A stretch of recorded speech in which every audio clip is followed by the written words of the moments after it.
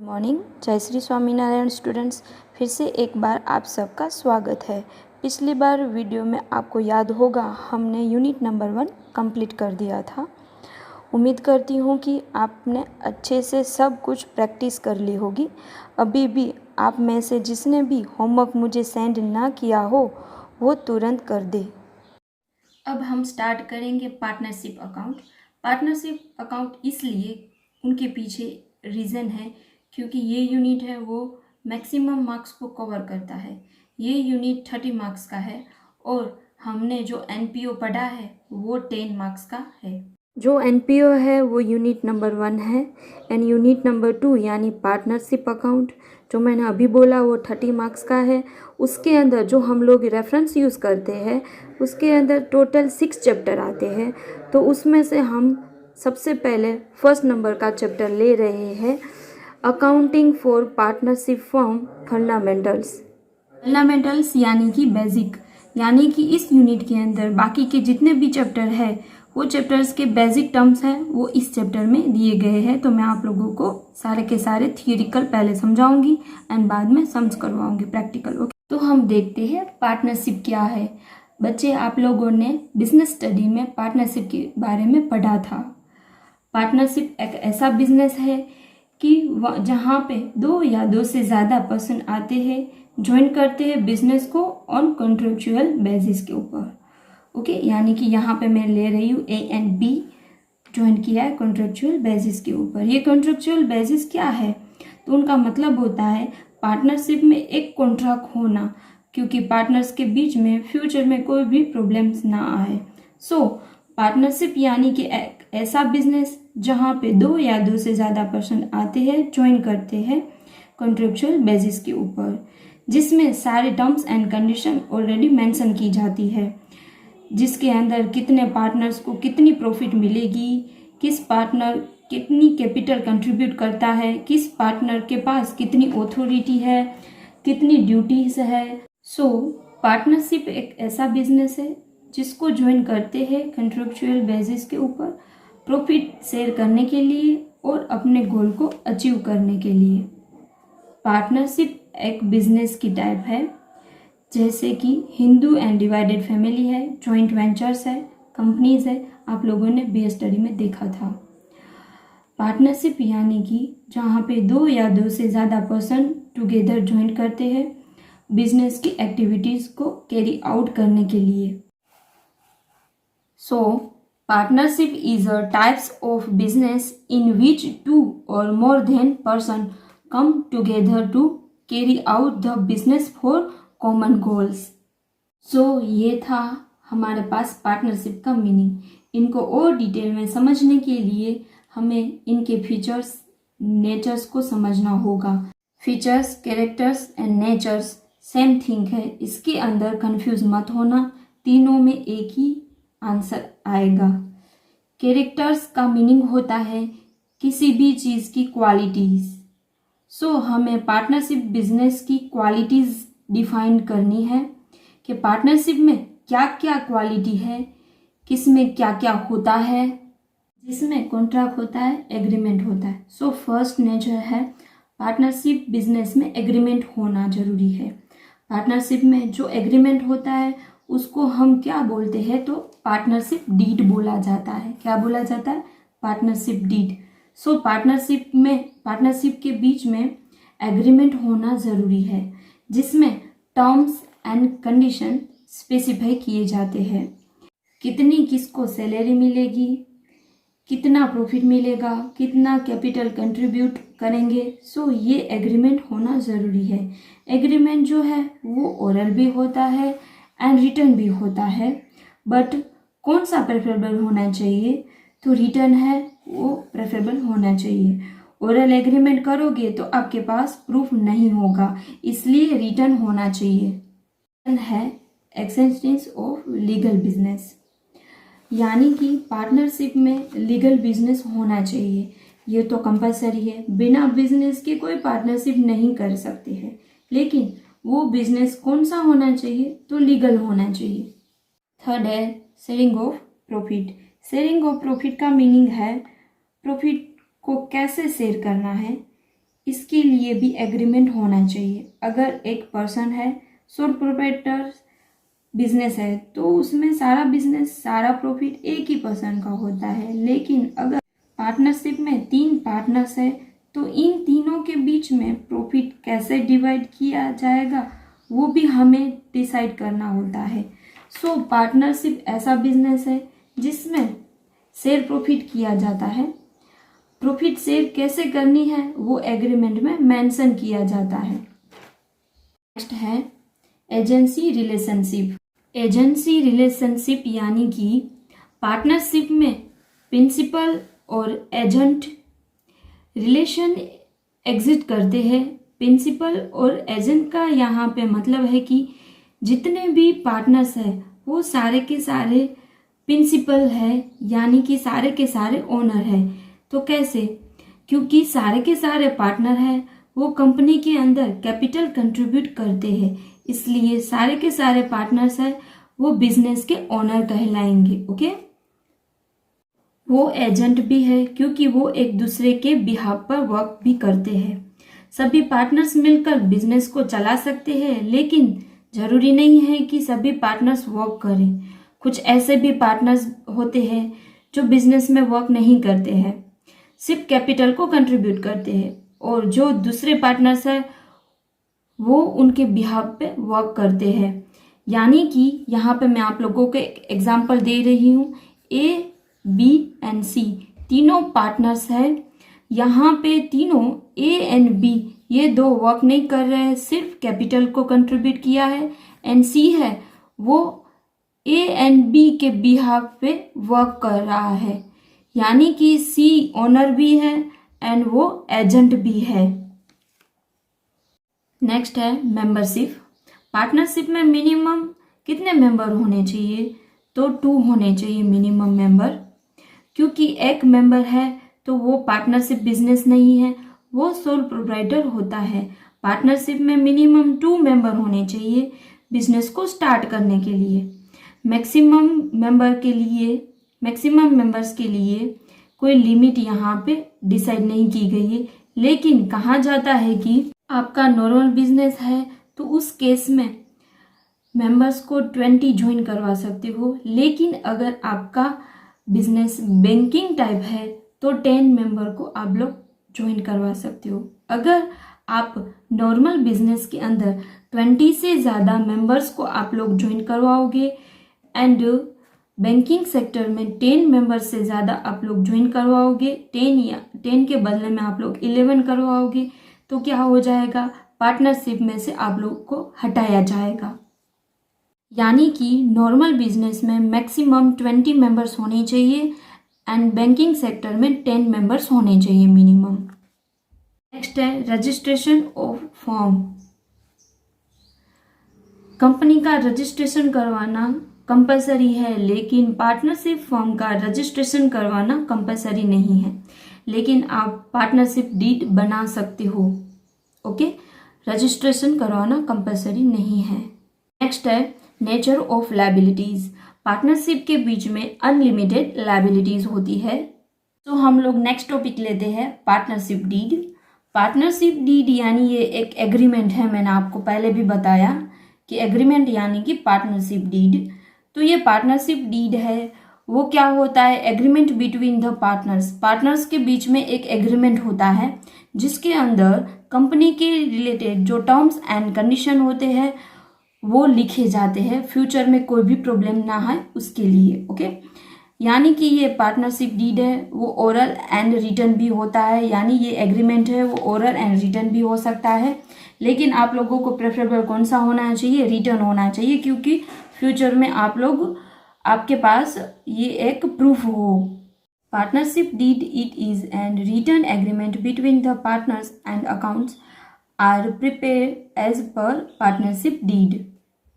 Next topic लेते हैं कि पार्टनरशिप डीड के अंदर क्या क्या कंपलसरी मेंशन करना होता है। तो नंबर 1 पे है नेम ऑफ द फॉर्म का नेम क्या है वो वहाँ पे मेंशन होना चाहिए। नेक्स्ट है नेचर ऑफ द बिजनेस कैसा है, प्रोडक्शन करता है या सिर्फ सर्विस प्रोवाइड करता है, वो भी मेंशन होना चाहिए। नेक्स्ट है नेम ऑफ द पार्टनर्स, सारे पार्टनर्स के नेम भी होने चाहिए। नेक्स्ट है place of the business, business आप लोग कौन सी जगह पे कर रहे हो वो भी वहाँ पे मेंशन होना चाहिए। नेक्स्ट है capital contribution by the partners, partner से वो कितनी कितनी कैपिटल कंट्रीब्यूट कर रहे हैं वो भी मेंशन होना चाहिए। नेक्स्ट है partners sharing ratio between the partners, partners के बीच में प्रॉफिट शेयरिंग रेशियो कितना है वो भी मेंशन होना चाहिए। जैसे कि वो रेशियो में होता है, आप लोगों ने पहले भी देखा होगा 3:2:1, यानी कि 3 पार्टनर्स है A B and C, A B and C तीनों के बीच में ये रेशियो लिखा हुआ है कि 3:2:1, यानी कि ऐसा मेंशन होना चाहिए पर्टिकुलर कि कितना किस पार्टनर को प्रॉफिट मिलेगा। नेक्स्ट है any loan from partners with interest rate, okay, कोई भी लोन आप लोगों ने पार्टनर्स के पास से ली है तो उसके ऊपर कितनी आप लोग इंटरेस्ट पेमेंट करोगे वो भी मेंशन होना चाहिए। Next drawing allowed to partners with interest rate, यानी कि आप लोग कौन से पार्टनर्स को कितनी ड्रॉइंग अलाउड करोगे। ड्रॉइंग का मीनिंग आप लोगों को पता है कि विड्रॉ करना, कोई भी पार्टनर है वो पर्सनल यूज के लिए कंपनी में से रुपीस उठाता है यानी ड्रॉइंग करता है, विड्रॉ करता है, ओके। तो जो विड्रॉ करता है उसके ऊपर कितना इंटरेस्ट होना चाहिए, इंटरेस्ट रेट भी मेंशन होना चाहिए, एंड कितने कौन से पार्टनर कितनी विड्रॉ कर सकते हैं, कितने मंथ में, कितने ईयरली, वो भी मेंशन होना चाहिए।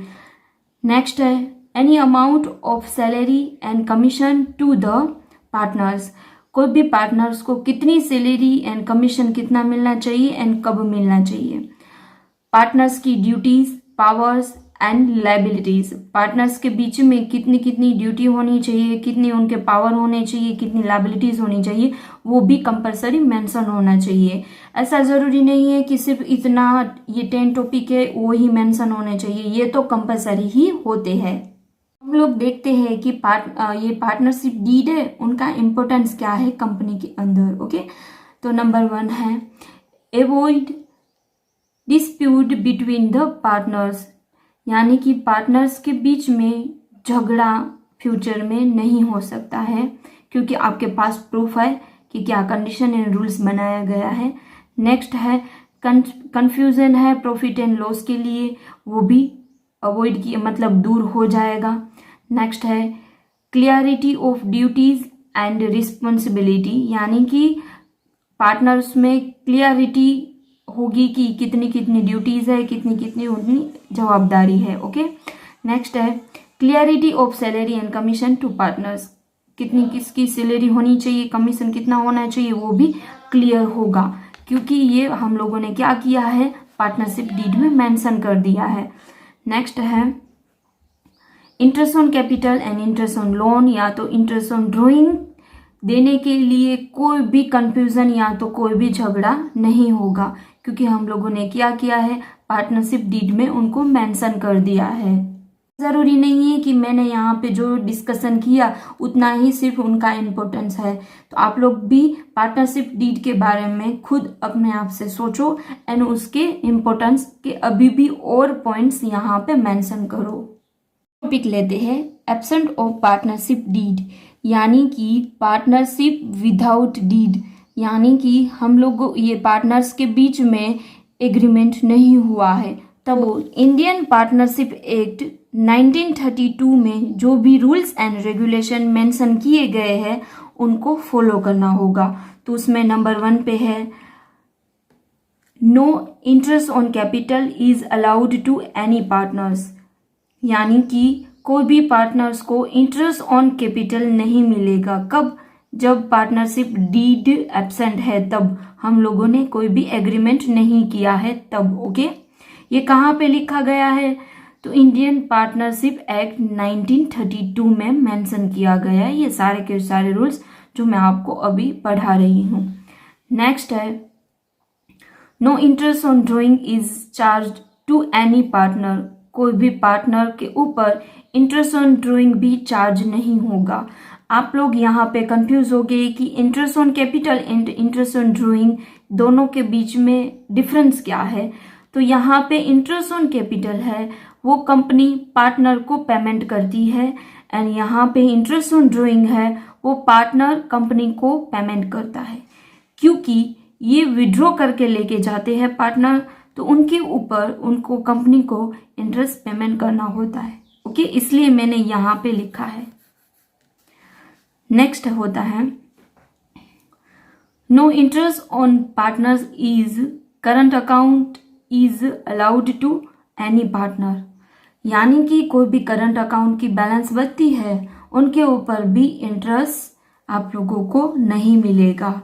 नेक्स्ट है no salary, no commission, no bonus is given to any partner, कोई भी पार्टनर को बैलेंस ये सैलरी, कमीशन या तो बोनस नहीं मिलेगा। नेक्स्ट है interest on loan advance is allowed 6% per annum, जो भी पार्टनर है वो कंपनी के अंदर एडवांस में लोन देता है तो उसके ऊपर उस पार्टनर को 6% इंटरेस्ट पेमेंट होगा पर एनम, यानी कि पर ईयर। ओके, नेक्स्ट है शेयरिंग ऑफ प्रॉफिट और लॉस इक्वली, यानी कि प्रॉफिट और लॉस है जो कंपनी के अंदर एंड में बचेगा वो सारे पार्टनर के बीच में इक्वली हो जाएगा, यानी सारे पार्टनर के बीच में सभी को सेम मिलेगा, यानी कि उनका रेशियो समझ लो A, B and C partner है तो 1:1:1 रहेगा रेशियो। ओके, लास्ट है कि कंपनी के अंदर कोई भी पर्सन को पार्टनरशिप में ऐड होना है तो सारे दूसरे पार्टनरशिप के अंदर मेंबर्स है वो सभी की यहाँ पे रजा मंजूरी होनी चाहिए तो ही वो एडमिट हो सकता है, क्योंकि पार्टनरशिप डीड यहाँ पे साइलेंट। यहाँ पे मैं एक आप लोगों को एग्जाम्पल थ्रू समझा रही हूँ कि पार्टनरशिप डीड जब साइलेंट होता है, यानी कि पार्टनरशिप डीड जब नहीं हुआ है कंपनी के अंदर पार्टनरशिप के बीच में, तब हम लोग कैसे करेंगे। तो ये क्वेश्चन ले रही हूँ एक्सरसाइज में। क्वेश्चन नंबर 1 है in the absent of partnership deed, आपके पास पार्टनरशिप डीड एब्सेंट है, तब आप लोग जो नीचे दी गई जो मैटर्स है उनको कैसे सोल्व करोगे। ओके, तो नंबर 1 में है सैलरीज ऑफ पार्टनर्स। तो यहाँ पे मैंने आप लोगों को पहले रूल्स समझाए थे, तो उस रूल्स को हम लोग देखते जाते हैं। तो सबसे पहले यहाँ पे सैलरी ऑफ पार्टनर्स, पार्टनर्स को सैलरी मिलनी चाहिए या नहीं मिलनी चाहिए। तो यहाँ पे लिखा है no salary, commission, bonus is given to any partner, कोई भी पार्टनर को सैलरी, कमीशन, बोनस कुछ भी नहीं मिलेगा, यानी नंबर 1 में आंसर आएगा नॉट अलाउड। ओके, नेक्स्ट है number 2 interest on partners capital, interest on partners capital, यानी पार्टनर्स को इंटरेस्ट मिलना चाहिए कैपिटल के ऊपर। तो यहाँ पे लिखा है नो, नहीं मिलना चाहिए एनी पार्टनर को। ओके, तो यहाँ पे भी सेम आंसर आएगा नॉट अलाउड। ऐसे ही number 3 interest on partners loan, जो पार्टनर्स ने हमें कंपनी के अंदर लोन दी है उसके ऊपर इंटरेस्ट। तो यहाँ पे एक टॉपिक आया था interest on loan advance is allowed 6% per annum, यानी कि थर्ड के अंदर आंसर आएगा 6% पर एनम। फोर्थ है डिवीजन ऑफ प्रॉफिट, प्रॉफिट हो या तो लॉस हो वो किस में डिवाइड होनी चाहिए। तो यहाँ पे सेकंड लास्ट टॉपिक था शेयरिंग ऑफ प्रॉफिट और लॉस इक्वली, यानी सभी को इक्वली मिलनी चाहिए, यानी आंसर आएगा इक्वल। लेते हैं 5th number interest on partners drawing. Drawing का मीनिंग होता है कि जो पार्टनर्स है वो पर्सनल यूज के लिए विड्रॉ करता है कंपनी में से, उनका मीनिंग होता है ड्राइंग, यानी कि कंपनी में से पार्टनर है वो रुपीज लेकर जा रहा है तो उसके ऊपर पार्टनर को कितना चार्ज होगा इंटरेस्ट। ओके, तो देखते हैं इंटरेस्ट ऑन ड्राइंग में क्या है। तो no interest on drawing is charge to any partner, यानी कि कोई भी पार्टनर को चार्ज नहीं होगा इंटरेस्ट ऑन ड्राइंग। तो यहाँ पे हम लोग लिखेंगे नॉट चार्ज। नेक्स्ट है 6th number interest on loan by partners, यानी कि पार्टनर्स है वो कंपनी को लोन दे रहे हैं। तो हमने अभी देखा था यहाँ पे थर्ड नंबर में कि वहाँ पे अलाउड था 6% पर एनम, यानी कि यहाँ पे भी interest on loan by partners में 6% अलाउड हो जाएगा। नेक्स्ट लेते हैं लास्ट 7th नंबर का, interest on loan to partners. यहाँ पे 2 है, यहाँ पे बाय, ये दोनों के बीच में पहले तो आप लोगों को डिफरेंस पता होना चाहिए कि interest on loan by partners का मीनिंग होता है कि पार्टनर्स है वो कंपनी को लोन दिया है, यानी कि पार्टनर्स को इंटरेस्ट यहाँ पे मिलेगा। ओके, यहाँ पे लिखा है कि interest on loan to partners, यानी कि कंपनी में से पार्टनर है वो लोन लेकर जा रहा है, यानी कि पार्टनर को यहाँ पे पार्टनर से उनको इंटरेस्ट चार्ज नहीं होगा, यानी कि उनको इंटरेस्ट कंपनी को पेमेंट नहीं करना होगा, यानी कि यहाँ पे आंसर आएगा नॉट चार्ज। ओके, ये दोनों के बीच में वापस डिफरेंस बता रही हूँ आप लोगों को। Interest on loan by partners का मीनिंग होता है कि पार्टनर्स ने कंपनी को लोन दिया है, and interest on loan to partners का मीनिंग होता है कि कंपनी में से पार्टनर लोन लेकर गया है। ओके, यहाँ पे मैंने जो आप लोगों को रूल समझाए थे पार्टनरशिप एक्ट 1932 में क्या लिखा गया है वो, उसके ऊपर से यहाँ पे एक एग्जाम्पल भी मैंने आप लोगों को समझा दिया। ओके, हम लोग नेक्स्ट टॉपिक लेते हैं, profit and loss appropriation account. इनको शॉर्ट में भी बोला जाता है कि P&L AP अकाउंट। ओके, ये भी याद रखना। It is an account which is prepare in partnership form, यानी कि ये अकाउंट पार्टनरशिप फॉर्म के अंदर ही प्रिपेयर किया जाता है for the distribution of profit among the partners in agreed ratio.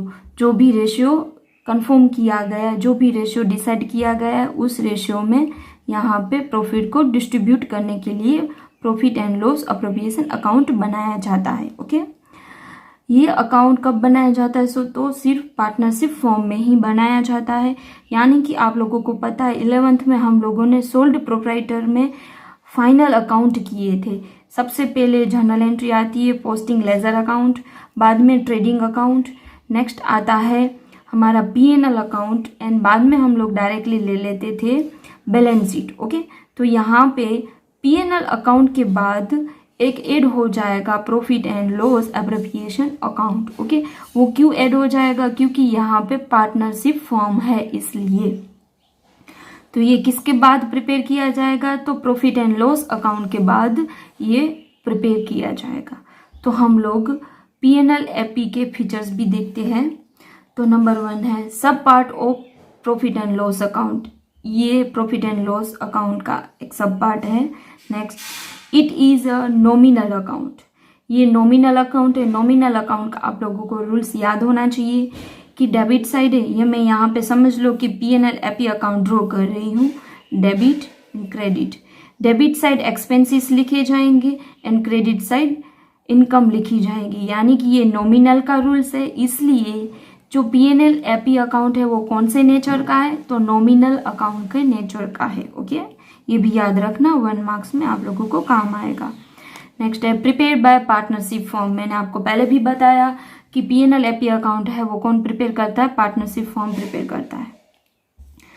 Next है कि entries related to partners. Partners के रिलेटेड जो भी एंट्रीज है वो ही सिर्फ P&L AP अकाउंट में आती है। Example, interest on capital, interest on drawing, salary हो, या तो कोई भी कमीशन मिल रहा हो, पार्टनर को बोनस मिल रहा हो, पार्टनर को, वो सारी की सारी एंट्री है वो P&L AP अकाउंट में आएगी। वो वहाँ पे क्यों आती है मैं आप लोगों को यहाँ पे एक्सप्लेन कर रही हूँ कि P&L AP अकाउंट है वो क्यों बनाया जाता है स्पेशली, क्योंकि P&L AP अकाउंट है वो पार्टनर के लिए होता है।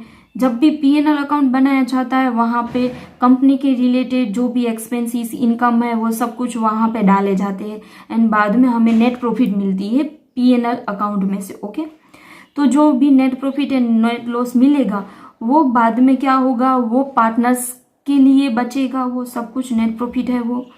तो हम क्या करेंगे, वो सब कुछ P&L AP में डालेंगे, क्योंकि कोई भी पार्टनर्स के रिलेटेड कोई भी एक्सपेंसेस है, पार्टनर्स के रिलेटेड सैलरी या commission, interest on capital, interest on drawing है, वो सब कुछ पीएनएल एपी में से डिडक्ट या तो ऐड किया जाएगा, जो भी इनकम होगी या तो एक्सपेंसेस होंगी वो। ओके, बाद में क्या किया जाएगा, पार्टनर ये पीएनएल एपी अकाउंट को क्लोज किया जाता है एंड बाद में जो भी प्रॉफिट बचती है वो पार्टनर्स कैपिटल अकाउंट में डिस्ट्रीब्यूट की जाती है सारे पार्टनर को। कौन से रेशियो में, तो वो रेशियो एग्रीमेंट में जो पार्टनरशिप डीड है उसमें मेंशन किया जाता है।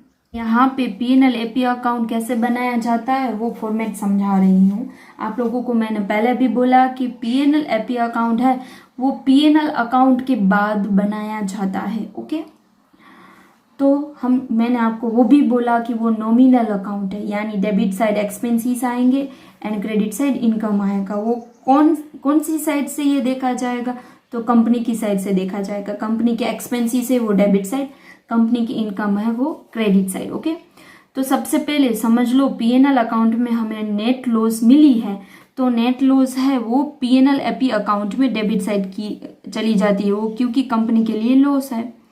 एंड पीएनएल अकाउंट में प्रॉफिट मिली है, नेट प्रॉफिट आई है, तो पीएनएल एपी अकाउंट में क्रेडिट साइड चली जाएगी, क्योंकि वो कंपनी की इनकम है, नेट प्रॉफिट है वो। ओके, लेकिन यहाँ पे मैंने 3 चीज है वो लेस की है नेट प्रॉफिट में से। वो क्यों की है, उनके पीछे रीजन है इंटरेस्ट ऑन लोन, यानी कि कंपनी ने लोन ली है पार्टनर के पास से, तो कंपनी लोन पार्टनर्स के पास से, बैंक के पास या तो किसी के पास से भी वो लोन ले सकता है। इसलिए इंटरेस्ट ऑन लोन है वो स्पेशली सिर्फ पार्टनर्स के लिए नहीं होती है, किसी के भी लिए होती है, बैंक के लिए भी होती है, क्योंकि हम लोगों ने किसी के पास से लोन ले सकते हैं। ऐसे रेंट का भी है कि हम लोगों ने कोई भी जगह हो या तो कोई भी मशीनरी हो, कोई भी फर्नीचर हो, हमने रेंट पे लिया है, वो सिर्फ पार्टनर्स के पास से हम नहीं ले सकते, दूसरे के पास से भी ले सकते हो। ओके, थर्ड है मैनेजर कमीशन। ये मैनेजर के रिलेटेड है, ये पार्टनर्स के रिलेटेड नहीं है, इसलिए हमें पहले से वो डिडक्ट करना होगा, क्योंकि ये तीनों चीज है वो पीएनएल एपी अकाउंट में नहीं आती है, वो पीएनएल अकाउंट में आती है। लेकिन इस चैप्टर के अंदर आप लोगों को ये 3 के रिलेटेड एडजस्टमेंट मिलेगी, तो आप लोग या तो पीएनएल अकाउंट छोटे से बनाओ यहाँ पे 3 लाइन के लिए, या तो यहाँ पे अंदर से डायरेक्टली अंदर की कॉलम में से डायरेक्टली डिडक्ट करके भी बाहर डाल सकते हो, जैसे कि मैंने यहाँ पे किया कि net profit minus interest on loan minus manager commission minus rent paid to partners and बाहर बाद में अमाउंट मेंशन की जाती है। ओके, ये प्रैक्टिकल है, हम लोग आगे सम्स करेंगे तब ज़्यादा समझ में आएगा, लेकिन ये फॉर्मेट है वो आप आपकी बुक में भी लिख लेना। Okay, next interest on capital, ये पार्टनर्स के लिए इनकम है लेकिन कंपनी के लिए एक्सपेंसेस है, क्योंकि कंपनी है वो क्या करती है, पार्टनर को कैपिटल के ऊपर इंटरेस्ट पेमेंट करती है, इसलिए यहाँ पे आया डेबिट साइड। ओके, एंड इनकी दूसरी एंट्री कहाँ पे आती है, तो पार्टनर की इनकम साइड आती है। रीजन क्या है, पार्टनर की इनकम साइड इसलिए इनकम यानी सीआर साइड आती है, क्योंकि वो पार्टनर के लिए इनकम है। ये सारी की सारी ये दोनों है पार्टनर के लिए इनकम होती है, जैसे कि पार्टनर्स कमीशन है, लेकिन ये कंपनी के लिए एक्सपेंसेस है, इसलिए पीएनएल अकाउंट में डेबिट साइड लिखा गया है। ओके, यहाँ पे इंटरेस्ट ऑन ड्रॉइंग, ये कंपनी के लिए इनकम है, मैंने आपको आगे भी बताया कि इंटरेस्ट ऑन ड्रॉइंग कंपनी के लिए इनकम है, इंटरेस्ट ऑन कैपिटल कंपनी के लिए एक्सपेंसेस है। ओके, कंपनी के लिए इनकम है इसलिए यहाँ पे सीआर साइड लिखा है। अब है जनरल रिजर्व डेबिट साइड, ये रिजर्व है इसलिए यहाँ पे मेंशन किया जाता है क्योंकि कंपनी के अंदर जितनी भी प्रॉफिट बची है, इंटरेस्ट ऑन कैपिटल या तो इंटरेस्ट ऑन ड्रॉइंग, पार्टनर्स की सैलरी, पार्टनर्स के कमीशन, सब कुछ एड लेस करने के बाद जितनी भी प्रॉफिट बचती है उसमें से कोई भी रिजर्व रखना है हमें कंपनी के अंदर, तो हम लोग यहाँ पे रिजर्व रखते हैं। ओके, एंड बाद में जो भी प्रॉफिट बचती है वो पार्टनर्स के अकाउंट में ट्रांसफर हो जाती है। पार्टनर्स के 2 टाइप के अकाउंट होते हैं यहाँ पे, capital account and current account. इनके डिटेल में मैं आप लोगों को बाद में समझाऊंगी। ऐसे ही समझ लो कि पीएनएल एपी अकाउंट में लॉस आता है तो वो कहाँ पे ट्रांसफर हो जाता है, partners capital account and partners current account में। ओके, इसके रिलेटेड जो जनरल एंट्री है वो हम लोग देख लेते हैं। General entry of PNL AP account. Okay, number 1 for interest on capital. Interest on capital के लिए जनरल एंट्री क्या क्या होगी, तो 2 जनरल एंट्री बनती है यहाँ पे। पहले तो बनती है कि पार्टनर्स के अकाउंट में जब भी आप लोग interest on capital credit side डालते हो तब, कि interest on capital account debited to partners current या तो capital account. Okay. Number 2, P&L A P account debited to interest on capital account. मैंने यहाँ पे अभी आप लोगों को P&L एपी अकाउंट बताया, क्या जनरल एंट्री बनी, P&L A P account debited to interest on capital account, P&L A P account debited. Okay, ये रहा P&L एपी अकाउंट डेबिटेड, वहां पे to interest on capital.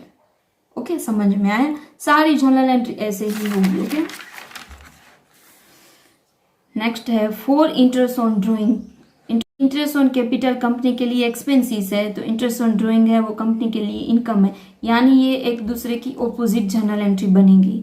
Okay, ऐसे भी आप लोग याद रख सकते हो। जैसे कि यहाँ पे इंटरेस्ट ऑन कैपिटल डेबिटेड हुआ था, तो यहाँ पे इंटरेस्ट ऑन ड्रॉइंग है वो क्रेडिटेड होगा, क्योंकि कंपनी के लिए ये इनकम है। ओके। फर्स्ट जनरल एंट्री है पार्टनर्स कैपिटल या तो current account debited to interest on drawing account. Second general entry interest on drawing account debited to P&L account, P&L A P account. Okay, ये भी मैं आप लोगों को यहाँ पे दिखा रही हूँ कि P&L एपी अकाउंट में क्रेडिट साइड लिखा है। यस, P&L एपी अकाउंट में क्रेडिट साइड लिखा है इंटरेस्ट ऑन ड्रॉइंग, ये रहा interest on drawing. Okay, general entry लेती हूँ for interest on loan advance. ये कंपनी के लिए एक्सपेंसिस होता है, यानी आप लोगों ने जैसे इंटरेस्ट ऑन कैपिटल की एंट्री दी थी उसी टाइप की यहाँ पे एंट्री होगी। ओके, यहाँ पे सबसे पहले नंबर 1 में interest on partners loan account debited to partners loan account. यहाँ पे पार्टनर्स कैपिटल अकाउंट में जाता था, लेकिन यहाँ पे पार्टनर्स का लोन अकाउंट बनाया होगा, इसलिए पार्टनर्स के लोन अकाउंट में जाएगा, not capital account, capital account में नहीं जाएगा। लेकिन इंटरेस्ट ऑन कैपिटल जैसे हम लोगों ने जनरल एंट्री दी थी उसी टाइप की ही है। P&L account debited note P&L A P account, यहाँ पे लिखा है note P&L A P account, P&L A P account में नहीं आएगा, P&L अकाउंट में आएगा। ओके, जनरल एंट्री बनेगी P&L account debited to interest on partners loan, P&L A P account में नहीं जाएगा। Next general entry for partners salary या तो कमीशन या तो बोनस। ओके, ये भी इंटरेस्ट ऑन कैपिटल की तरह होगी, आप लोगों को पता, मैं यहाँ पे दिखा रही हूँ साथ में। इंटरेस्ट ऑन कैपिटल में क्या किया था, interest on capital account debited, तो यहाँ पे पार्टनर्स को क्या मिल रहा है, कमीशन या तो सैलरी मिल रही है, इसलिए पार्टनर्स कमीशन या तो salary account debited to partners capital या तो करंट अकाउंट। ओके, उसकी second general entry profit and loss A P account debited to partners salary and commission. Last to close off profit और loss on appropriation account, जो P&L account को आप लोग close कर रहे हो उसमें से आप लोगों को या तो प्रॉफिट या तो लॉस मिलेगी, तब की जनरल एंट्री। ओके, समझ लो कि हमें P&L एपी अकाउंट में प्रॉफिट मिली है, इफ प्रॉफिट, तो उनकी जनरल एंट्री होगी P&L A P account debited to partners capital. Okay, and समझ लो कि लॉस हुआ है तो उनकी जनरल एंट्री होगी पार्टनर्स कैपिटल या तो current account debited to P&L A P account. यहाँ पे सारी जनरल एंट्री खत्म हो चुकी है हमारी। ये सारी जनरल एंट्री को आप लोग नोट डाउन कर लेना, एंड आगे भी मैंने जो थियरी समझाई थी वो भी आप लोग बुक में नोट डाउन करते जाना। तो आज का होमवर्क है क्वेश्चन नंबर 2, 3 एंड 4। ये 3 क्वेश्चंस पार्टनरशिप डीड कॉन्सेप्ट के हैं, जो मैंने क्वेश्चन नंबर 1 करवाया था उसी टाइप के है। इसी के साथ ये सेशन को पूरा करेंगे। अपना ध्यान रखना। Thank you so much.